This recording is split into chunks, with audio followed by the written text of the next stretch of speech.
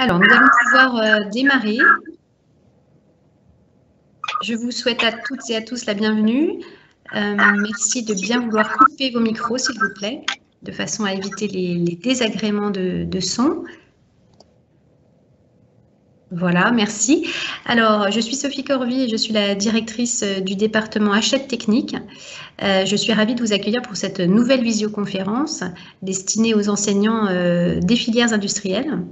Ce soir, nous avons un programme très intéressant puisque cette visioconférence sera animée par deux personnes de la RATP qui vont intervenir sur le thème des technologies et de la santé et de la sécurité au travail. Donc, au programme 3 points, santé et sécurité au travail, quel constat? On vous parlera également d'un programme d'innovation au service de cette santé au travail à la RATP. Et on vous donnera un exemple d'exosquelette dans un atelier de maintenance de la RATP. Alors, cette visioconférence, bien sûr, va être enregistrée de façon à ce que vos collègues qui ne pouvaient pas se joindre à nous ce soir puissent la visualiser sur notre chaîne YouTube. Elle va se dérouler durant environ 45 minutes. Et bien sûr, à la fin de la présentation de nos deux intervenants, il y aura un temps d'échange pendant lequel vous pourrez poser toutes vos questions. Mais n'hésitez pas tout au long de la présentation à éventuellement poser vos questions sur le chat, donc qui est accessible en cliquant sur la petite bulle qui permet d'afficher la conversation de cette visio. Mes collègues pourront peut-être répondre à certaines de vos questions et sinon nous les reverrons à la fin de la présentation. Voilà, donc je vous propose que l'on démarre. Je vais vous dire deux mots sur nos intervenants de ce soir. Voilà, donc le thème de cette visio, quand l'innovation se met au service de la santé au travail, coup de projecteur sur les exosquelettes à la RATP. Donc nous avons avec nous ce soir Guillaume Depincé, qui est ergonome à la RATP et que vous pouvez voir sur votre écran, puisqu'il a activé sa caméra. Et Nicolas Suivers, qui est responsable du programme d'innovation Nouvelles technologies d'assistance physique et robotique. Bonsoir à tous. Voilà, donc je vais leur laisser la parole en vous demandant une nouvelle fois de bien vouloir couper vos micros pour éviter les désagréments sonores ainsi que vos caméras. Et nous pouvons démarrer. Donc Nicolas, je vous laisse la parole.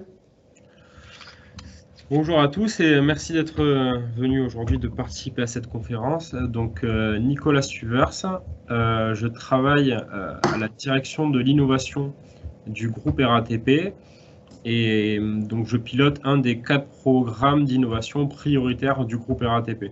Donc parmi ces programmes, on a le véhicule autonome, l'intelligence artificielle, la Smart Cities et donc le programme Nouvelles technologies d'assistance physique et robotique. Et après, au niveau de mon parcours, moi je suis issu d'une formation d'ingénieur généraliste, plutôt à tendance industrielle et mécanique. Voilà, donc dans mon parcours, j'ai fait différents postes de conduite de projet industriel jusqu'au poste d'aujourd'hui. Guillaume, je te laisse la main. Bonsoir à tous, moi je suis Guillaume Depincé, donc je suis ergonome depuis maintenant presque 16 ans à la RATP. Je travaille dans une unité qui s'appelle l'unité prévention santé travail, donc qui est une unité transverse à l'ensemble de l'entreprise. Moi j'ai un parcours d'ergonome tout simplement. Juste un petit point de précision, c'est qu'un ergonome ce n'est pas quelqu'un qui fait des chaises, c'est encore moins quelqu'un qui va vous expliquer comment vous asseoir.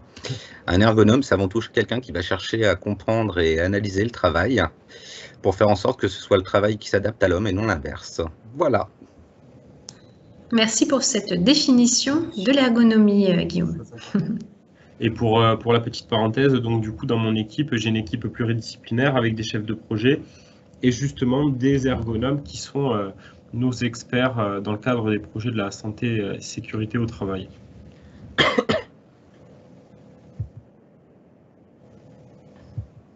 Alors, tout d'abord une petite présentation du groupe RATP.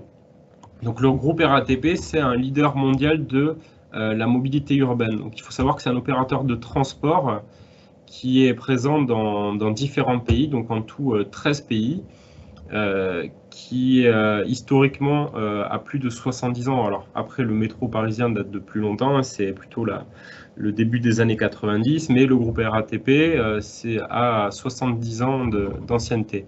Donc en termes de taille, c'est le 3e opérateur de transport urbain dans le monde. Et donc on a plusieurs modes de transport qui sont exploités à travers les différents pays du groupe. Donc on va exploiter tout ce qui est réseau de métro, de tramway, les bus urbains et suburbains, tout ce qui est ferroviaire. On a aussi tout ce qui est sightseeing, donc ça c'est pour tout ce qui est tourisme, les transports à la demande, tout ce qui est câble, donc ça c'est par exemple le téléphérique de Montmartre, et également des navettes maritimes. Donc voilà, on a beaucoup de modes de transport que l'on exploite différents. Alors, en termes d'activité, on en a un large panel. Donc, on va travailler sur tout ce qui est mobilité urbaine. Donc, ça, c'est ce qui est vu par la plupart des personnes. Hein. Donc, tout ce qui est exploitation des bus, des tramways, des RER au quotidien. On va aussi avoir tout ce qui est mobilité nouvelle et partagée. Donc là, on va explorer des champs différents. Donc, par exemple, ici, on a un des programmes d'innovation prioritaire, c'est le véhicule autonome, donc des navettes autonomes sans conducteur. On va travailler sur aussi tout ce qui est scooter, etc. Donc différents modes de transport. On a aussi les branches immobilières. Donc, on a des projets en maîtrise d'ouvrage pour créer, par exemple, des logements sociaux en plein cœur de Paris. Et d'ailleurs, souvent, ces projets, on les mène à des projets industriels de création et d'adaptation des ateliers de réparation des trains. Également, on va travailler sur tout ce qui est télécom à travers certaines de nos filiales pour donc mettre en place la fibre et déployer tout ce qui est 4G à l'intérieur des tunnels. On a aussi des activités logistiques pour tout ce qui est approvisionnement des sites industriels et autres. Énergie, on va travailler sur les énergies, sur le développement durable. Gestion d'espaces commerciaux. Système de billettique, donc pour tout ce qui est projet de dématérialisation des tickets de métro. Gestionnaire d'infrastructure, alors ça s'apparente c'est le même schéma que la SNCF. Donc aujourd'hui et demain, malgré la mise en concurrence des modalités de transport, la RATP restera gestionnaire de ces infrastructures historiques et en assurera donc par conséquent la maintenance. Les activités de sûreté donc, que vous voyez au quotidien par tout ce qui est agent GPSR, donc qui assure la sécurité dans les différentes infrastructures de la RATP, avec aussi de la vidéosurveillance. On a une branche d'ingénierie qui est très importante pour tous nos projets urbains et industriels, et donc qui travaille avec nous au quotidien pour mener à bien ces projets. Et enfin, un mécénat.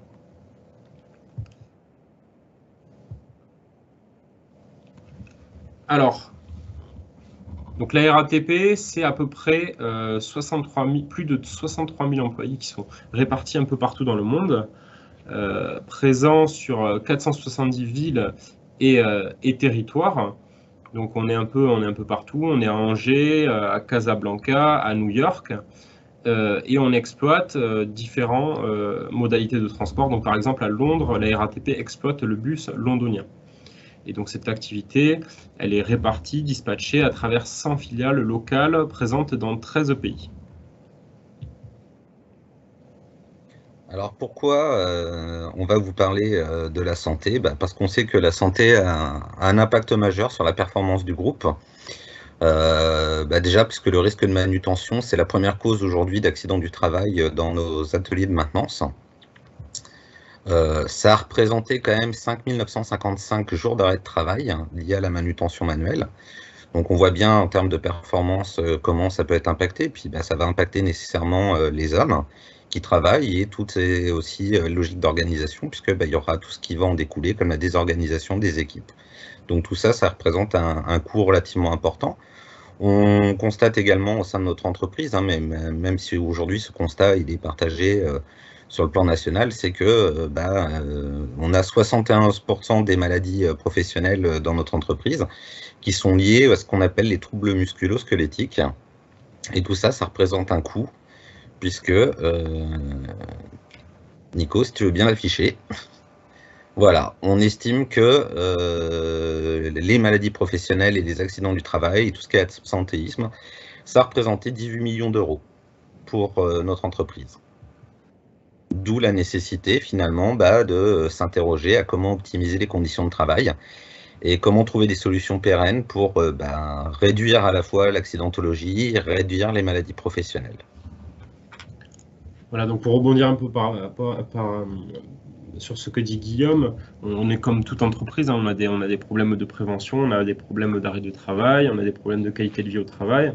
Donc il y a les équipes terrain travaillent au quotidien pour justement diminuer la fréquence de ces arrêts de travail par des actions d'amélioration continue en production.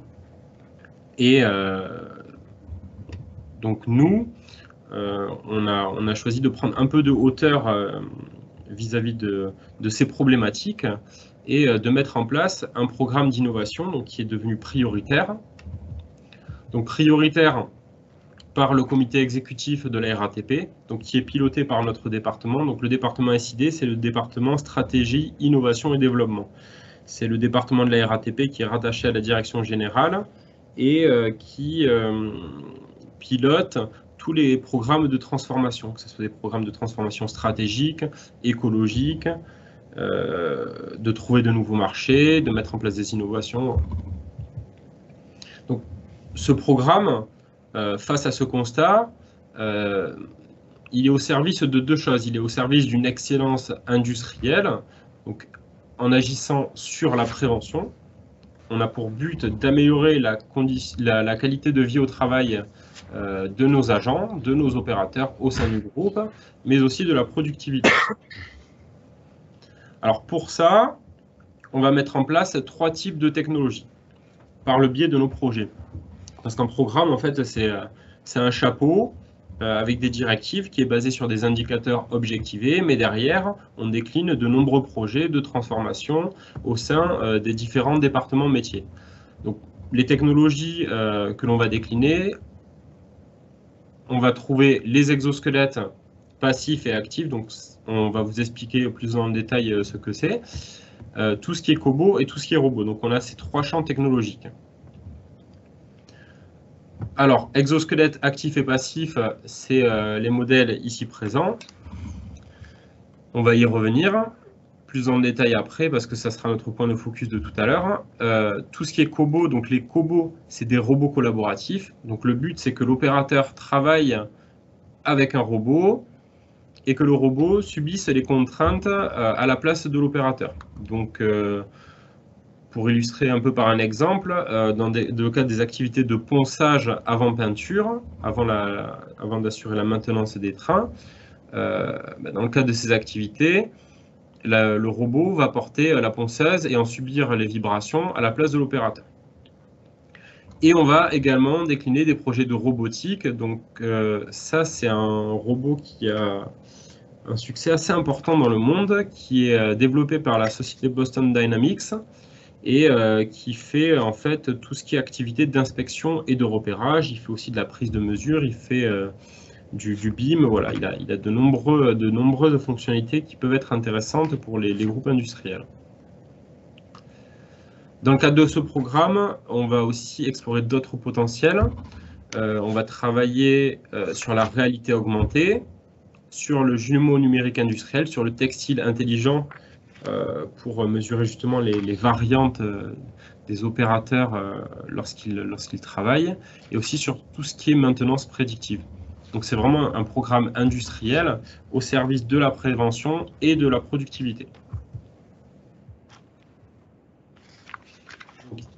On a 4 objectifs principaux. Le premier, c'est d'améliorer les conditions de travail. Ça, c'est vraiment l'objectif le plus important. C'est notre priorité numéro 1. Donc, réduire la charge physique, la charge cognitive de travail et les facteurs de risque biomécanique au sein de nos activités. Assurer du maintien dans l'emploi. Parfois, on a des opérateurs qui ont des restrictions physiques et donc ils sont plus capables d'assurer leur activité. Ces opérateurs ont développé une expertise ou même ils aiment leur métier et donc le but c'est aussi de trouver des solutions pour qu'ils restent sur leur poste. Favoriser l'insertion professionnelle, réduire les contraintes au niveau des postes pour justement augmenter l'employabilité.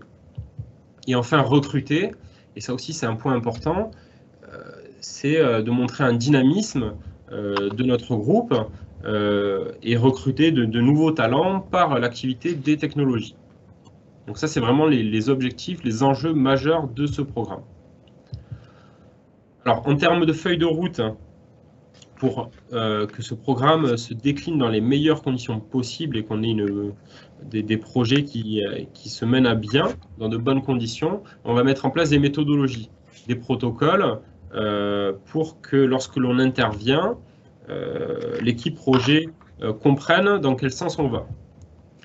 On va définir des indicateurs de mesure, ça aussi c'est important parce qu'on va investir dans des technologies et il faut être capable d'expliquer pourquoi on dépense cet argent et du coup quelle est la valeur générée par nos projets. Alors, identifier les cas d'usage prioritaire, ça c'est une des stratégies du programme, c'est du top-down. En fait, on a des activités industrielles, donc on a des opérateurs sur des sites de réparation où on va faire de la maintenance des trains, des infrastructures, etc. Et ces opérateurs nous font remonter des problèmes.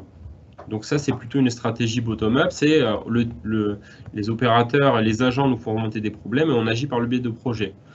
On va opérer, mais ce n'est pas l'enjeu majeur de ce programme. L'enjeu majeur, c'est vraiment d'identifier les cas d'usage prioritaires, là où on a les plus grosses problématiques ergonomiques, là où on a le plus grand nombre d'arrêts de travail. Et donc, pour ça, on va faire une cartographie de la maintenance, une cartographie ergonomique, pour, par le biais de projets, avoir le plus gros impact sur la qualité de vie au travail et sur la diminution des arrêts de travail. S'intégrer dans des grands programmes stratégiques, donc on propose une offre de services au sein des grands projets industriels de la RATP, notamment tout ce qui est construction des ateliers de maintenance, pour que dès que l'atelier sorte de terre, on puisse déjà avoir proposé des technologies pour avoir une bonne qualité de vie au travail lorsque les opérateurs vont réparer les trains dans cet atelier. Alors, valoriser le programme, ça c'est la communication, c'est très important. On échange énormément avec d'autres sociétés, que ce soit la Poste, Airbus, la Direction Générale des Armées. Il faut créer un réseau d'échange pour savoir quelles sont les bonnes pratiques, comment se décline ce type de projet, quelles sont les erreurs à ne pas faire, mais aussi communiquer en interne sur les réussites des projets pour accélérer, pour fédérer les équipes.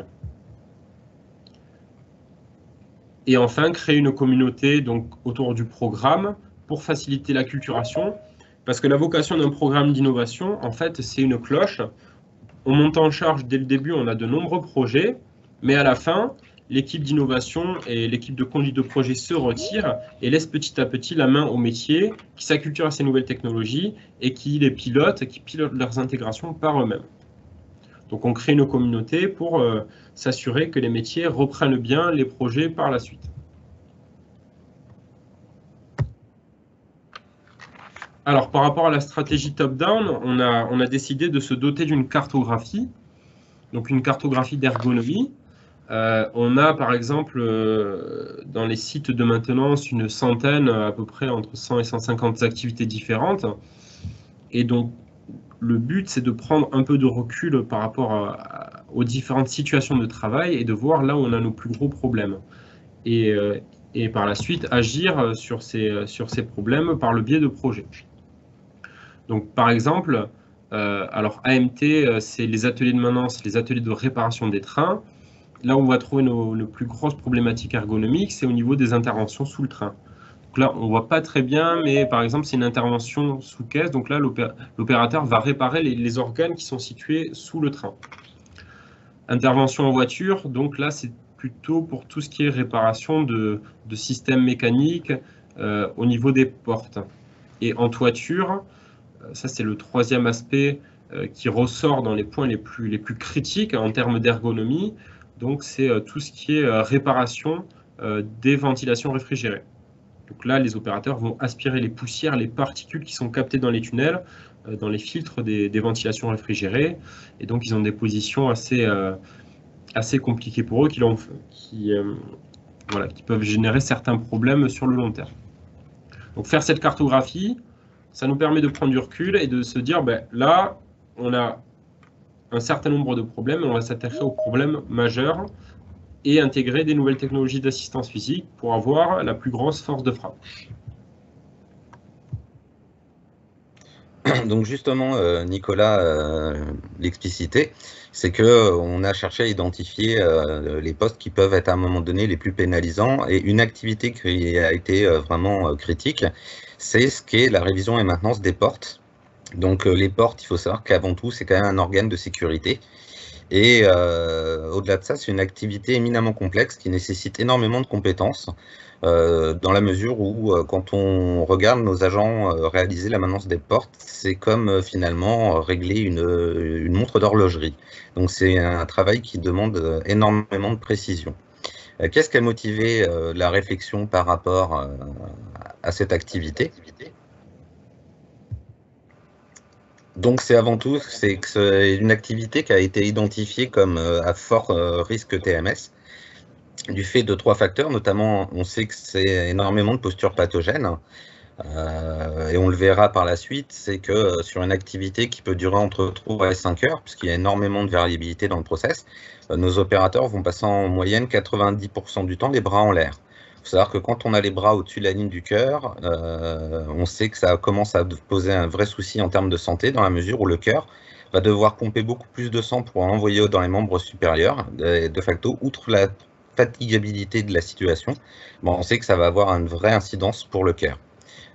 L'activité, elle a aussi des contraintes en termes de port de charge, c'est-à-dire que quand les agents sont en train d'installer et de réviser les portes, ils maintiennent non seulement les bras en l'air, mais avec des charges qui peuvent des fois peser jusqu'à 10-15 kg. Et puis, comme je l'ai dit au préalable, c'est qu'il y a énormément de variabilité, ce qui fait que des fois, là où on devrait mettre en moyenne 2h30, il suffit d'un tout petit incident, par exemple une vis qui va être mal serrée, mal vissée, ça va mettre tout le réglage en cause, et du coup, ils vont y passer jusqu'à 5 heures. Et puis un autre point qui a été crucial quand même, donc là c'est l'exemple, ça vous illustre un peu comment nos opérateurs travaillent les bras en l'air. Et un autre point qui est quand même saillant dans la prise en compte de cette activité, c'est que par la suite, depuis récemment, un train qui s'appelle le MI09 est rentré en maintenance, ce qui représente 140 éléments supplémentaires à traiter.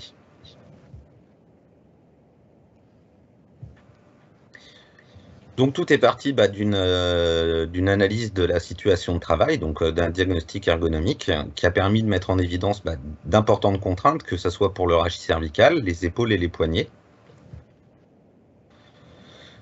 Et suite à ce diagnostic, il y a tout un ensemble de réflexions, puisque en ergonomie, on travaille beaucoup via la logique de groupe de travail. On va s'appuyer sur les compétences et les expériences des opérateurs pour transformer les situations de travail.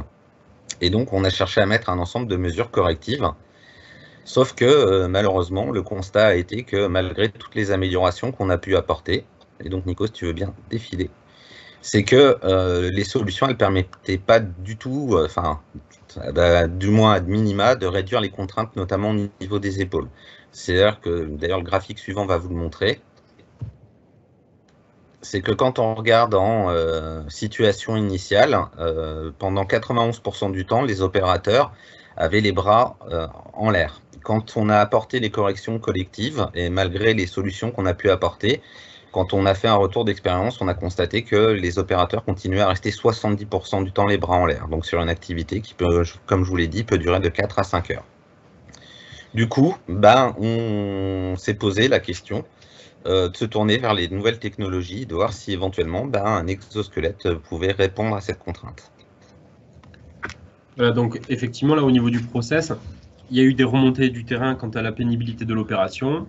En plus, ça s'est combiné avec une augmentation de charge. On a des chantiers de maintenance. Donc un chantier, c'est éphémère, mais il y a une forte charge qui arrive. Donc la combinaison de ces deux éléments ont nécessité la mise en œuvre d'une étude ergonomique pour justement faciliter la maintenance à venir. Alors, Guillaume vous a parlé des exosquelettes. Donc, les exosquelettes, à la base, c'était un dispositif médical. Ça s'est développé dans le milieu médical et petit à petit, les sociétés, les industries y ont vu un intérêt. Donc, un exosquelette, c'est un appareil portatif qui génère une énergie supplémentaire. Donc, c'est un dispositif qui va permettre d'assister les opérateurs lors de leurs tâches au quotidien. Donc, il permet de compenser, d'accompagner un effort physique. Ce qu'on dit souvent, c'est on ne va pas faire un opérateur augmenté. Ce n'est pas Robocop. On est là pour faire de la prévention et justement diminuer les contraintes au niveau du poste de travail. Alors, on va trouver deux types de dispositifs. On va trouver des dispositifs actifs. Donc, des dispositifs actifs, c'est des exosquelettes qui vont fonctionner avec des sources d'énergie, hydrauliques ou électriques. Donc là, par exemple, c'est un exosquelette qui est utilisé dans le cadre d'activités logistiques et qui permet de donner une assistance sur le port de charge. Ici, c'est un exosquelette qui permet d'étirer la ceinture lombaire pour pallier au mal de dos, d'ordre d'activité postée ou de port de charge également. Et donc là, c'est une technologie qui a été développée, qui est plus poussée. On n'y voit pas forcément d'intérêt au sein de nos activités, mais qui existe, il faut le savoir, qui permet aux tétraplégiques de marcher. Et après, on va trouver tout ce qui est dispositif passif. Donc les dispositifs passifs, ça va être des dispositifs qui sont plutôt avec des élastomères et des systèmes de ressort. Donc là, on a un exosquelette qui va faciliter les opérations bras en l'air. Ici, c'est pour tout ce qui est opération au niveau des machines-outils pour le pouce. Et un exosquelette qui va permettre d'avoir des positions assis-debout. Dans le cadre lorsque l'opérateur est amené à pivoter et à changer un peu donc, de hauteur dans un espace assez restreint. Alors toutefois, ces nouveaux dispositifs, les commerciaux vous diront tous que c'est génial, mais nous, on s'est quand même posé pas mal de questions. On a eu quand même pas mal d'interrogations par rapport à ça. On a voulu lever quelques doutes par rapport à ces technologies. Par exemple, on s'est posé la question de savoir si on risquait pas finalement de déplacer les efforts et les contraintes sur une autre partie du corps. À savoir, peut-être quand je vais soulager les membres supérieurs, mais peut-être que le port de l'exosquelette va finalement générer des contraintes potentielles au niveau du rachis. On s'est posé la question aussi de savoir s'il ne risquait pas d'y avoir des situations de déséquilibre ou de mouvements incontrôlés par rapport à ces dispositifs. On sait que les opérateurs, par exemple, ils ont des stratégies de positionnement, ils ont des façons de se tenir quand ils sont face à leur situation de travail. Et nous, on s'est demandé si l'exosquelette n'allait pas complètement modifier ses repères. On s'est demandé aussi, bien évidemment, c'est s'il n'y aurait pas finalement potentiellement des apparitions de lésions articulaires avec le dépassement des limites physiologiques de l'être humain. Une autre question, par exemple, aussi qu'on s'est posée, c'est l'augmentation du stress par l'augmentation accrue. C'est-à-dire que le port de l'exosquelette qui va m'obliger, vu que finalement je vais avoir des lanières à des endroits qui vont un peu dépasser, je ne vais pas être obligé de me concentrer beaucoup plus, notamment dans les phases de déplacement, et du coup, est-ce que ça ne va pas être générateur de stress pour l'opérateur? Est-ce que je ne vais pas non plus avoir potentiellement des risques d'accidents supplémentaires? Parce que on va devoir réapprendre à se déplacer avec un dispositif sur le dos qu'on n'est pas habitué. Et du coup, on s'est dit, est-ce qu'il n'y aura pas d'accident? Et puis, c'est un dispositif qui pèse un peu un certain poids. Alors même si le dispositif qu'on a testé est relativement léger, on s'est posé la question de savoir si on n'aurait pas une sollicitation cardiaque importante, d'autant que cette situation, comme je vous l'avais dit précédemment, elle présente un coût cardiaque relativement important pour nos opérateurs. De là, on a décidé forcément, pour comprendre ça, de mettre en place un protocole d'analyse. Alors, pourquoi un protocole d'analyse pour intégrer un exosquelette? Donc effectivement, comme ça a été dit par Guillaume, on trouve un peu de tout dans le commerce au niveau des exosquelettes. Et en théorie, en fait, c'est un produit sur étagère qu'on trouve facilement. Donc les produits que l'on trouve dans l'industrie, ce ne sont pas des prototypes pour la majeure partie. Donc on peut le trouver facilement et l'acheter facilement. C'est des produits qui ont été éprouvés. Mais en fait, c'est pas si simple. Un exosquelette, ça s'adapte aux besoins, au poste et à la personne. Donc ça, c'est un retour d'expérience qu'on a eu en échangeant avec différentes sociétés. Donc on a pu échanger avec Airbus, SNCF et Naval Group notamment. C'est les sociétés avec lesquelles on a pu échanger. On s'est inscrit à l'AFNOR dans une plateforme de partage justement sur les projets d'exosquelettes pour en savoir un peu plus, parce que il y a d'ici 3 ans, on commençait vraiment à débuter dans ce champ technologique. Et donc, au travers de ce retour d'expérience, il a fallu mettre en place un protocole d'évaluation pour évaluer tout ce qui est ressenti personnel des équipes de production. Quelle est la confiance à l'usage? Est-ce que ça déstabilise ou pas nos opérateurs lors de l'utilisation? Réaliser des mesures biomécaniques, ça c'est très important. C'est pour voir vraiment l'effet à long terme, même à moyen et court terme de ce type de technologie sur le poste. Donc, est-ce qu'on améliore ou est-ce qu'on dégrade la santé de l'opérateur lorsqu'on insère ce type de technologie sur un poste précis? Et enfin, tout ce qui est dimension sociale. Voilà, est-ce que le port de l'exosquelette, c'est vu comme une faiblesse? Ça peut déstabiliser certaines personnes. Donc tout ça, c'est à vigiler, c'est un écosystème qu'on essaie d'évaluer, de contrôler au mieux lorsqu'on insère ce type de technologie dans nos sites de production. Alors, notre démarche, notre stratégie pour la mise à disposition d'exosquelettes, c'est une démarche participative. Donc dès le début, on va travailler avec nos équipes de production pour voir ce qui se passe, quelles sont leurs contraintes, faire un diagnostic, et c'est une démarche participative. Voilà, on travaille en groupe de travail et on bâtit un projet ensemble. On précise bien qu'à terme, c'est pour réduire les contraintes physiques pour des opérations ciblées, adaptation aux besoins et aux caractéristiques individuelles. Donc l'exosquelette, mais ça on y reviendra plus en détail par la suite, c'est vraiment une solution individuelle qui ne peut pas être déployée si facilement au sein d'un collectif. Alors ça, c'est notre phrase favorite pour les exosquelettes, parce que souvent, quand on fait un projet d'exosquelette sur un poste, les opérateurs trouvent rapidement des passerelles. Ils se disent que voilà, ils peuvent l'utiliser sur ce poste parce que, par exemple, ils ont les bras en l'air, et donc trouvent des passerelles assez rapidement. Mais souvent, quand ça se passe comme ça, c'est un échec. Il faut vraiment mener tout le process jusqu'au bout, donc faire un diagnostic ergonomique, vraiment identifier quelles sont les contraintes au poste, quels sont les muscles qui sont sollicités, comment l'opérateur travaille pour vraiment pouvoir trouver une solution adaptée. Alors, notre protocole, il se décline selon une feuille de route. Donc, on va trouver un cas d'usage pour déployer un exosquelette. On va faire une expression de besoin, un cahier des charges. On va faire toute notre phase d'achat, sélectionner un exosquelette et demander une participation aux agents sur volontariat. Donc ça, c'est très important. On a des volontaires et on appuie vraiment sur ce point. Les opérateurs ne sont pas obligés de participer à des projets d'exosquelettes. Donc quand on va lancer une intégration, on leur fait une présentation globale de comment va se dérouler le projet, quel est le planning, comment ça va se passer. Et derrière, ils décident de participer ou non. Pour ceux qui décident de participer, ils passent en visite médicale. Donc c'est une visite médicale, c'est une simple formalité, c'est une visite de non-contre-indication pour utiliser un exosquelette. Et après, on commence notre projet. On va faire des tests sur 3-4 salariés. On va réaliser des mesures biomécaniques pour évaluer l'impact du dispositif. Et on a des ergonomes qui vont poser des questions aux agents pour savoir si c'est un dispositif qui est facile à utiliser, si ça ne le gêne pas dans son acte, etc.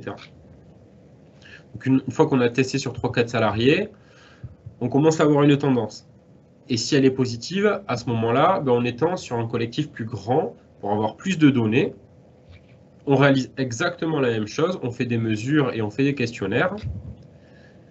Et enfin, Si c'est positif, on passe à une phase d'industrialisation. Ici, ça ne l'est pas, c'est une fin de non-recevoir et on utilise un autre type de technologie. Si à terme ça se passe bien, on laisse doucement la main à nos exploitants et on met la technologie en libre service dans les magasins et les opérateurs peuvent utiliser cette technologie comme un outil du quotidien lorsqu'ils en ont besoin. Alors, au niveau de notre protocole de test, et Nico l'a très bien souligné, c'est qu'on avait besoin de mesures objectives et puis aussi de s'entretenir avec les agents pour comprendre comment ils vivaient le dispositif.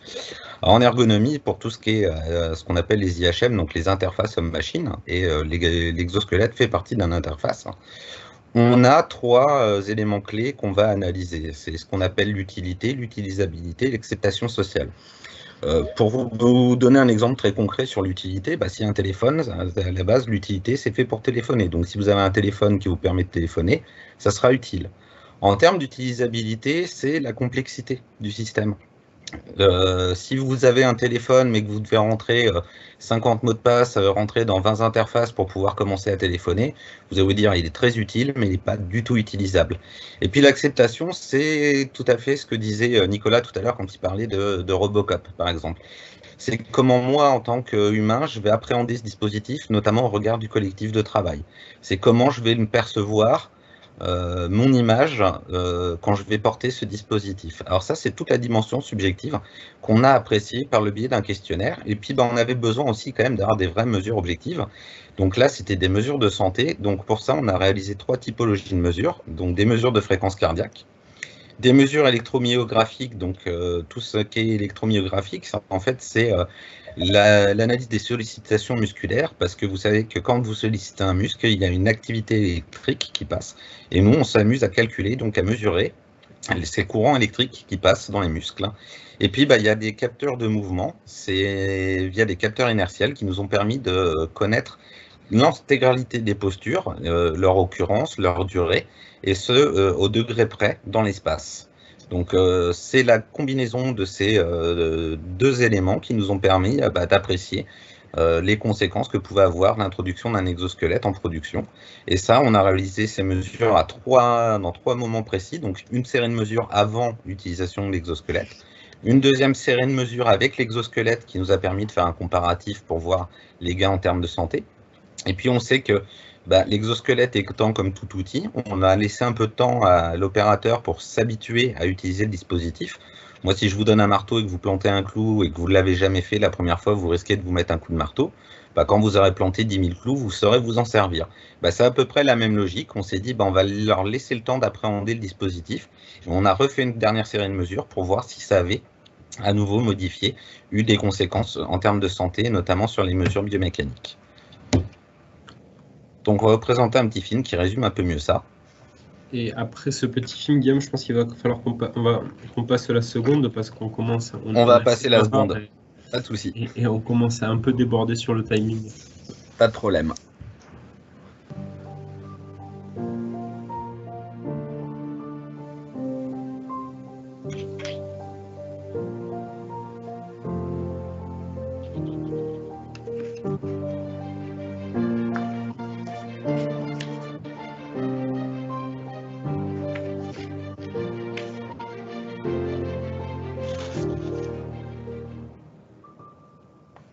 En 2019, nous avons entamé un travail pour créer un outil qui permettait de capitaliser, de recenser toutes les problématiques ergonomiques qui auparavant étaient traitées de façon isolée, ponctuelle, sur le département MRF. Du coup, nous avons créé une cartographie ergonomique qui a permis de recenser toutes les problématiques qui existaient dans le département. Cela nous a permis de les hiérarchiser, de les classifier pour construire une feuille de route de traitement de tous les problèmes qui étaient les plus récurrents et les plus problématiques au sein de notre département. On a été sollicité par l'atelier Tussy pour l'activité des portes et du fait de l'arrivée en maintenance du MI09 et de ses 140 éléments, la direction s'est questionnée de savoir comment ils allaient pouvoir organiser l'activité. À partir de ce moment-là, on s'est lancé dans la fabrication, dans la mise en œuvre d'un protocole d'intégration avec toutes les étapes qu'il faut faire en amont pour lancer un exosquelette, donc recenser toutes les problématiques ergonomiques, les traiter avec une étude ergonomique, et après on s'est attaqué au volet intégration de l'exosquelette. Une fois qu'on a analysé le besoin, on trouve une réponse avec un exosquelette. Et cet exosquelette, on l'intègre dans les sites de production avec une méthodologie bien cadrée et différentes étapes qu'il faut respecter. Ces mesures aussi, on les a mis en place parce qu'on voulait évaluer la performance des exosquelettes. Donc, comme c'est une solution d'assistance physique, ce n'est pas une solution qui va apporter des gains de productivité. Donc on voulait quand même, pour faciliter la mise en place, trouver des indicateurs qui montraient justement les bénéfices d'un tel dispositif. Et c'est à ce moment-là qu'on s'est tourné vers la médecine du travail pour rassembler des indicateurs biomécaniques qui permettent d'évaluer le réel impact du dispositif sur la santé des opérateurs. C'est à ce moment-là qu'on a sélectionné l'entreprise Ergo Santé qui nous a mis à disposition le Paexo Shoulder pour réaliser les essais. On a également missionné un cabinet de mesures biomécaniques, iCare Science, qui aujourd'hui réalise toutes les mesures sur les opérateurs.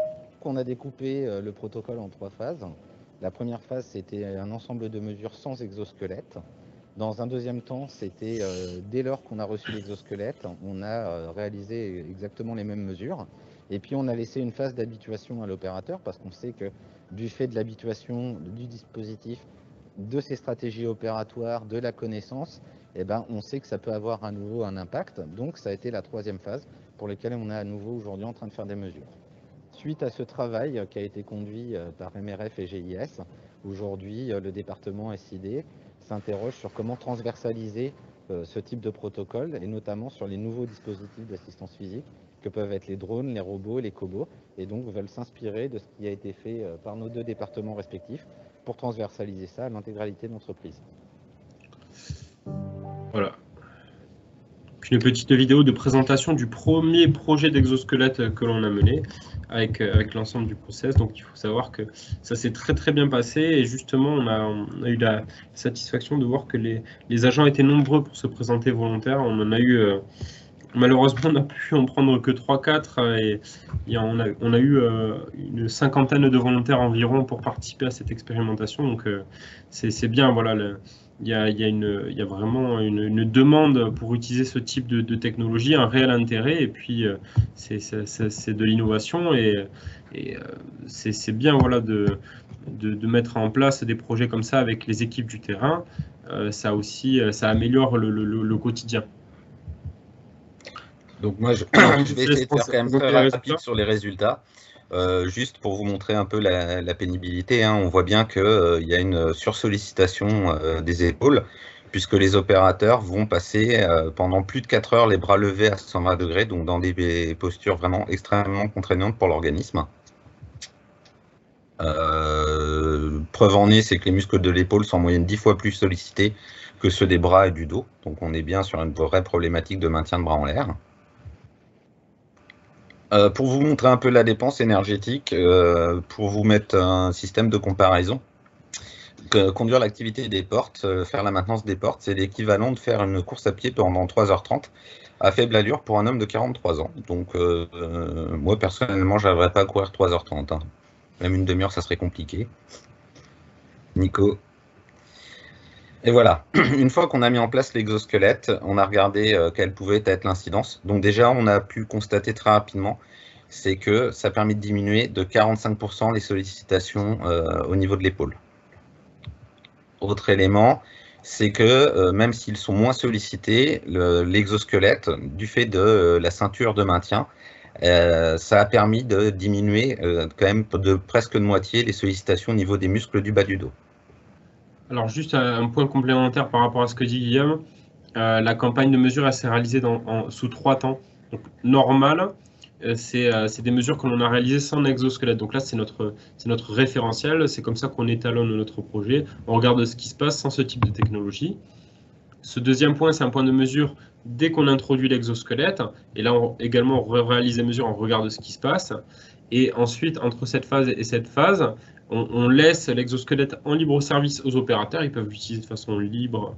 Il n'y a personne qui est présent pour réaliser des mesures. Donc, ils s'habituent à l'outil. Et après, on réalise des mesures pour voir s'il y a eu une évolution. Alors, autre point, on s'était questionné quant à savoir si l'exosquelette aurait un impact à la fois sur la dépense énergétique, finalement on se rend compte que non, et à la fois sur le coût cardiaque, même si on ne le présente pas là, on a quand même diminué en moyenne de 20 battements par minute le coût cardiaque, et là on avait des puissances de crête à 180, donc qui est un niveau de coût cardiaque quand même très très important.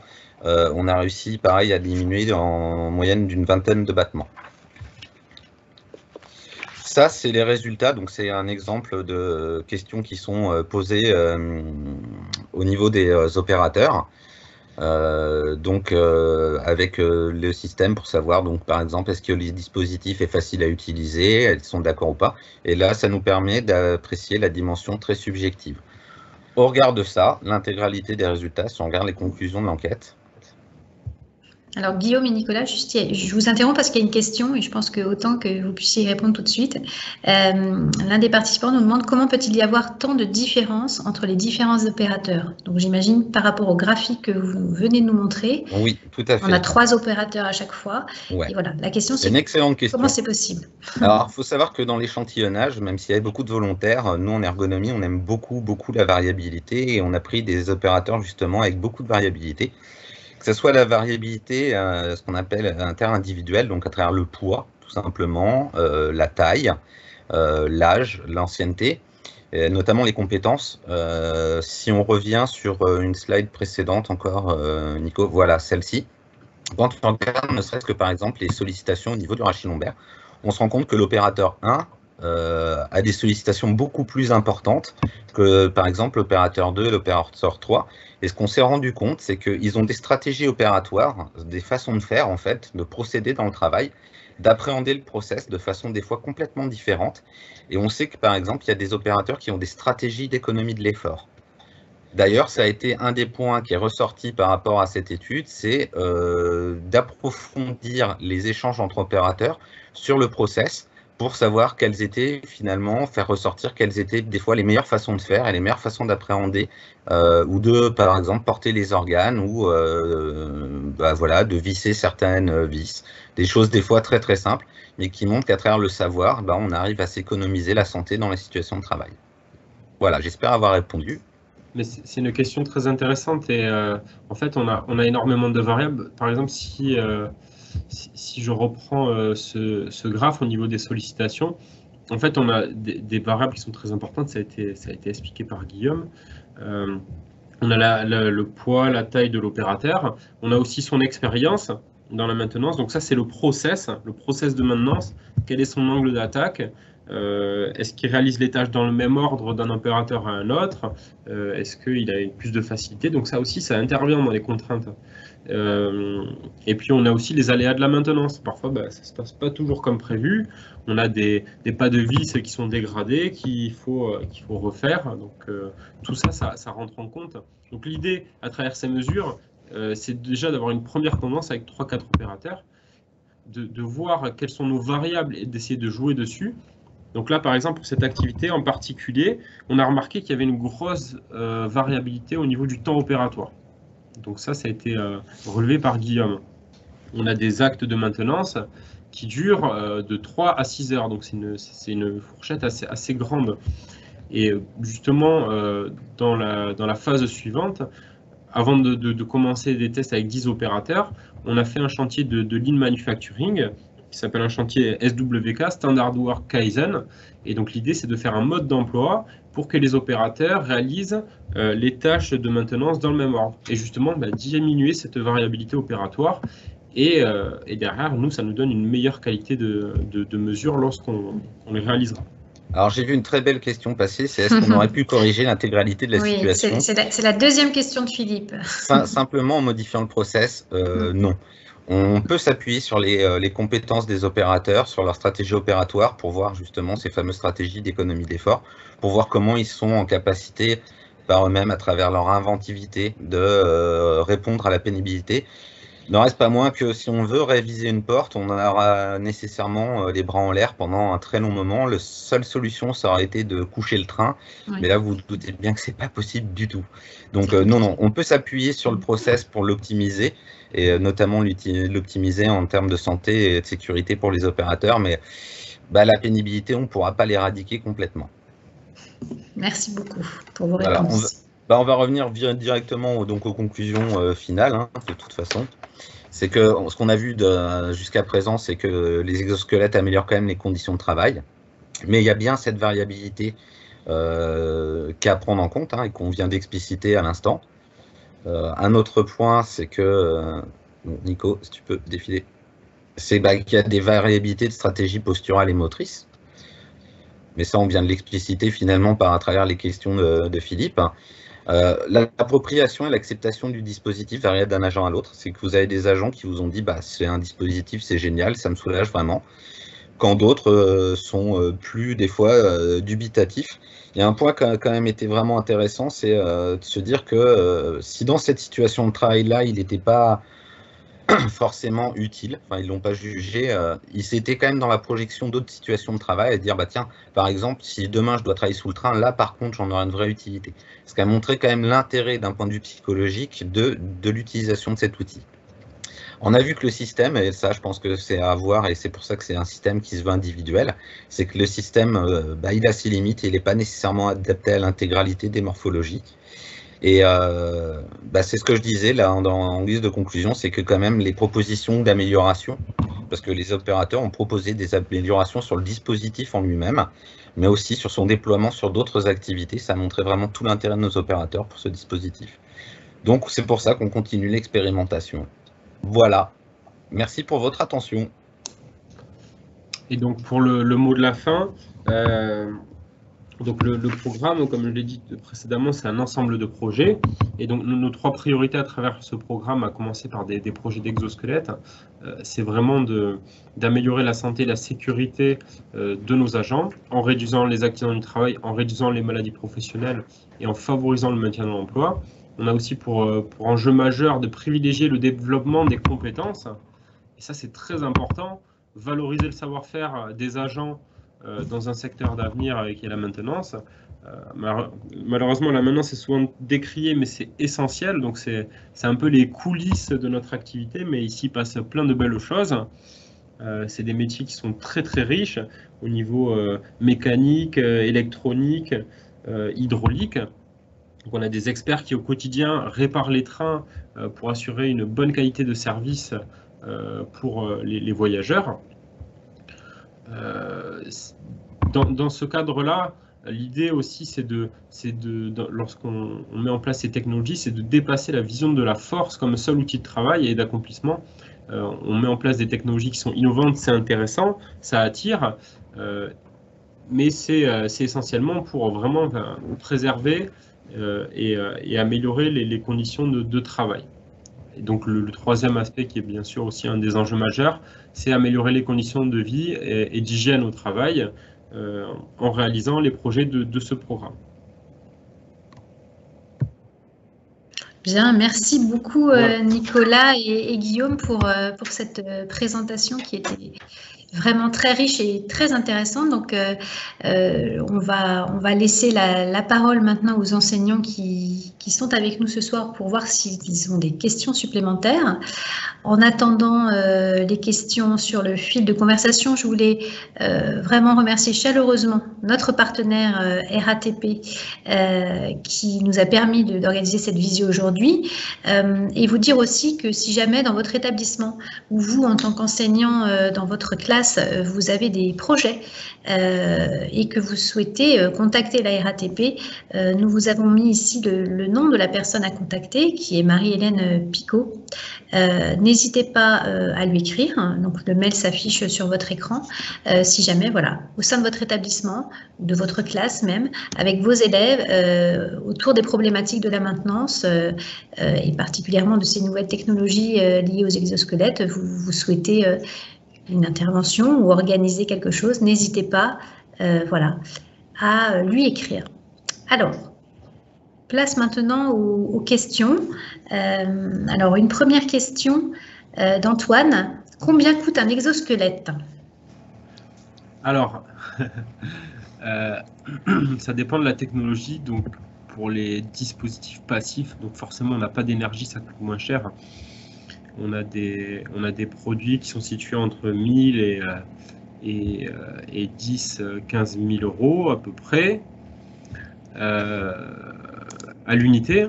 Et après, pour les dispositifs actifs, qui nécessitent plus de développement, de R&D, etc., qui ont mis plus de temps à sortir de terre, là, on est entre 5 6 000 à ça peut aller jusqu'à 50 000. Ça dépend les technologies. Donc une fourchette assez large. Voilà. Merci beaucoup. Alors, y a-t-il d'autres questions pour Guillaume et Nicolas? Profitez-en, vous avez 2 experts ce soir avec vous. Alors, une question de Miroslav, donc notre deuxième partenaire sur toutes les visios qui concernent la maintenance de Maintenancia, donc, qui vous pose la question suivante. Combien d'exosquelettes sont-ils actuellement en activité? À la RATP. Alors, pour l'instant, on en a dans un centre bus, on en a on a 2 ou 3, et après sur les RER où ils sont en expérimentation, pour l'instant on en a acheté 5. Mais l'idée, en fait, c'est ce que je disais tout à l'heure, on est en innovation. On va tester petit à petit, on va regarder nos indicateurs, on va regarder que tout se passe bien, on va contrôler notre projet, et à la fin on industrialise. Et à partir du moment où on industrialise, on achète en série. Donc là, le but, c'est on a acheté 5 exosquelettes pour le RER, mais demain, on en aura entre 30 et 40 qui seront dispatchés dans les différents ateliers de maintenance du RER. Et après, multiplié par le nombre de projets qu'on aura. Pour l'instant, le programme est naissant, donc on a un premier projet qui est pilote, qui est notre référence, mais demain, l'idée, c'est qu'il y ait entre 10 et 15 projets d'exosquelettes, de cobotique, de robotique. Il y a une bonne question, est-ce qu'il y a de la maintenance sur les exosquelettes? On ne les a pas encore utilisés suffisamment longtemps pour savoir ce que seront les actes de maintenance à réaliser dessus, mais effectivement, c'est une question qui va se poser. Si la maintenance, c'est comme la maintenance des trains, c'est souvent décrié, mais oui, il y en a, il y a du nettoyage, il y a des catalogues, mais on va dire qu'au niveau des sociétés, c'est à perfectionner. Hein. Pour l'instant, en tout cas, là, pour l'instant, les produits, ils existent. Il n'y en a pas beaucoup. Il n'y a pas beaucoup de sociétés qui existent en France, donc il faut les envoyer à l'étranger. Ça dure longtemps. C'est pas forcément pratique pour un outil qu'on utilise au quotidien et qui s'apparente au final à un équipement de protection individuelle. Alors moi, j'ai vu 2 questions passer. Oui, j'en ai vu une sur le secteur hospitalier. Alors, c'est vraiment, comme le dit Nicolas, c'est un projet d'innovation. Les exosquelettes, c'est une technologie récente. Nous, on a pu faire un benchmark, plusieurs benchmarks auprès de grosses entreprises. Après, moi, je ne saurais pas vous répondre quant à savoir s'il y a des hôpitaux ou si le secteur hospitalier s'est emparé de cette technique-là. Par rapport, par contre, aux exosquelettes robotisés, nous, on a pris le postulat de se dire qu'un exosquelette était un outil de prévention. Ce qu'on a pu voir des dispositifs qui sont motorisés, là, on est plus dans les questions de maintien dans l'emploi. Moi, de mon regard en tant qu'ergonome, les dispositifs que j'ai vus fonctionner, c'est des dispositifs pour des gens qui vont avoir eu des lésions corporelles, par exemple des problèmes de rachis, des problèmes de cervicalgie. Et on a pu voir, notamment par le biais de certains benchmarks, que c'était des systèmes qui pouvaient permettre, dans une certaine mesure, le maintien dans l'emploi des personnes dans leur situation de travail. Après, je pense qu'il faudrait vraiment étudier les effets à long terme sur la santé auprès d'opérateurs, entre guillemets, à mettre vraiment entre guillemets sains. Moi, j'aurais peur notamment de problématiques d'atrophie musculaire. D'accord. Une question sur l'autonomie et le vieillissement de l'outil de l'exosquelette. Alors, déjà, il faut faire attention au stockage. Il faut que ça soit stocké dans de bonnes conditions. Et pour tout ce qui est dispositif électrique, il faut être encore plus précautionneux. Mais en général, c'est des dispositifs qui tiennent entre 10 à 15 ans. D'accord. Voilà. Est-ce que vous envisagez à la RATP de concevoir vous-même vos propres exosquelettes? Alors, je ne sais pas si on en arrivera là. Toujours est-il qu'on est sur ce que Nico pourrait mieux vous expliquer que moi, ce qu'on est une démarche agile. C'est-à-dire qu'on ne veut pas de produits sur étagère. Nous, on se dit que les dispositifs, c'est comme le travail, il doit être adapté à l'homme. Donc, on travaille avec les fabricants d'exosquelettes pour faire en sorte qu'ils s'adaptent petit à petit aussi à l'activité et à nos opérateurs. Alors, par rapport aussi à cette question, en fait, tout à l'heure, j'ai parlé de stratégie de projet, j'ai parlé de top-down, j'ai parlé de bottom-up. Et après, on a ce qu'on appelle aussi l'innovation disruptive. Donc là, c'est la construction d'un mouton à 5 pattes. C'est d'imaginer quelque chose d'exceptionnel, c'est de réunir un groupe de travail pour avoir plein d'idées innovantes. Et après, on fait des prototypes. Donc oui, c'est possible. On peut alors fabriquer en interne RATP, pas forcément, mais par contre, voir si on peut pas faire de la R&D pour créer quelque chose de complètement nouveau avec un fournisseur. Oui, ça c'est possible. Très bien. Alors, je vais prendre une dernière question parce que je vois que nous arrivons au terme de cette visioconférence. Avez-vous porté vous-même, Nicolas et Guillaume, ces exosquelettes pour évaluer leur confort ou leur inconfort? Allez, Guillaume, je te laisse la main sur ça. On les a testés, bien évidemment. La question du confort, elle est complètement inhérente à chacun. Hein. C'est lié complètement à la dimension subjective. Oui, c'est assez bluffant. Mais c'est pour ça que moi j'avais besoin de mesures vraiment très concrètes pour savoir quel pouvait être l'impact sur la santé de nos opérateurs. Parce que la question vraiment du confort, pour moi, elle est subsidiaire. C'est vraiment la question de l'optimisation des conditions de travail qui m'est prioritaire. Mais c'est vrai que tester un exosquelette une fois, c'est quand même assez rigolo parce que c'est vraiment bluffant. Voilà. Super. Bah, écoutez, on teste tout avant d'envoyer en production. Voilà. Il faut savoir qu'en tant que chef de projet ergonome, on est les premiers cobayes avant d'envoyer quelque chose sur le terrain. Écoutez, je pense je vous ai transmis là toutes les questions qui se sont affichées sur le chat. Voilà, je voulais vous dire encore une fois un grand merci à tous les deux de vous être prêtés à l'exercice, voilà, d'animer cette visioconférence. Un grand merci à nos deux partenaires, donc RATP et Maintenancia, avec lesquels nous travaillons sur le sujet de la maintenance depuis un petit peu plus d'1 an maintenant, puisque vous nous avez accompagnés sur la publication de notre guide de la maintenance qui est paru en avril 2021 et dont vous voyez la couverture là à l'écran. Marie-Hélène Picot, que vous n'avez pas entendue mais qui est avec nous, vous a remis dans le chat qu'elle était à votre disposition. Si jamais vous avez envie voilà, de parler orientation de vos élèves avec elle, parce qu'il y a de nombreuses opportunités, quel que soit le niveau d'études à la RATP pour vos élèves de lycée professionnel ou de BTS ou de lycée technologique. Donc n'hésitez pas à la contacter, son adresse est dans le fil de la conversation. De notre côté, chez Hachette Technique, vous savez qu'on vous retrouve maintenant régulièrement pour des visioconférences. La prochaine aura lieu en 2022, donc restez bien attentifs aux emailings qui vous sont envoyés et puis aux informations qu'on affiche sur les réseaux sociaux et sur notre site. Pour vos collègues qui n'étaient pas là aujourd'hui, qui n'ont pas pu se libérer, n'hésitez pas à les renvoyer vers notre chaîne YouTube puisque cette visioconférence a été enregistrée. Et voilà, je vous dis à très bientôt et je vous souhaite à toutes et à tous une très bonne soirée. Merci pour votre participation et à bientôt. Merci beaucoup. Au revoir. Merci, au revoir.